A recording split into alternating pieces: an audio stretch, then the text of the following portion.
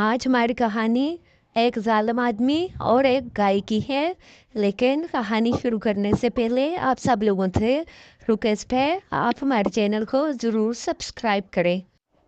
ایک دفعہ کا ذکر ہے، ایک گاؤں میں ایک آدمی رہتا تھا۔ اس کے پاس ایک بہت خوبصورت گائے تھی۔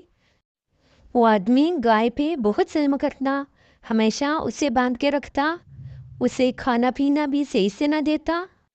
چارہ کم کھانے کی وجہ سے گائے دودھ بھی کم دیتی۔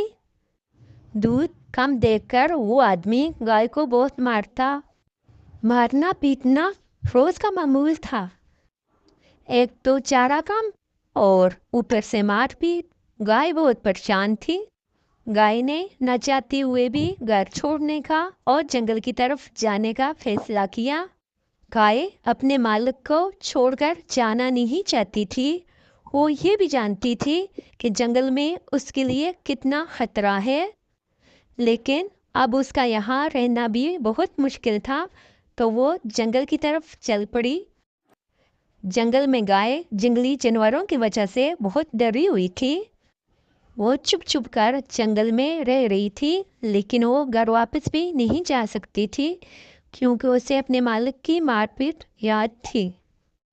ایک دن وہ گھاس کھانے کی غرض سے باہر نکلی تو اس کا سامنا ایک ہاتھی سے ہوا۔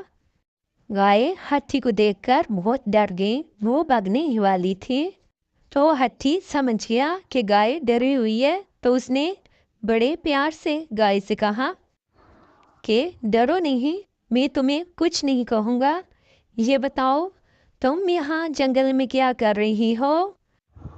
تو گائے رونے لگی۔ اس نے ساری بات ہاتھی کو بتائی۔ اس نے بتایا کہ کس طرح اس کا مالک اسے مارتا پیٹتا اور کھانے کو بھی صحیح سے نہ دیتا۔ تو ہاتھی کو گائے پر بہت ترس آیا، تو ہاتھی نے گائے سے کہا، تم میرے ساتھ میرے گھر چلو، اب تمہیں ڈرنے کی کوئی ضرورت نہیں، میرے ہوتے ہوئے تمہیں کوئی کچھ نہیں کہہ سکتا۔